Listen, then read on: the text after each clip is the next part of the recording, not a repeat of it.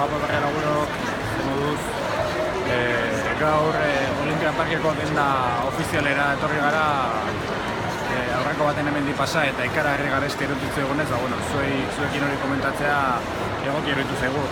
Hau edia eredu batzuk emango ditugu, baina, hasteko pentsa ez duzue Brasilen soldata batez bestekoa 450 euro diala. Eta hemen batez ere jende asko beratzen dula, baina ez dula erosten. Zergatik, oain esango dizue zergatik. Adibidez,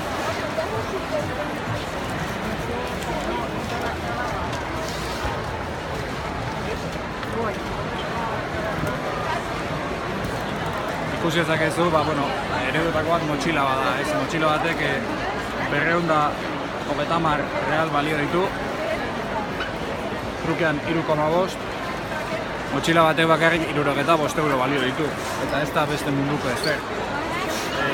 Katili batek adibidez,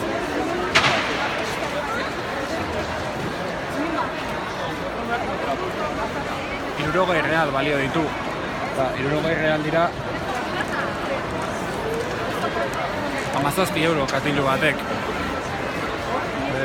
Oso ganestia da. Beste kasua da sudaderak ikusiko ditugu orain.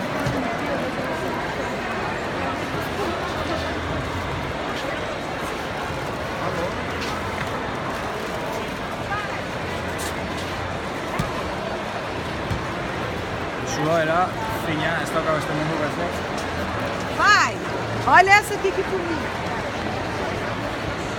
220 real balio ditu, zati 3,5, sudadera horrek 62 euro balio ditu.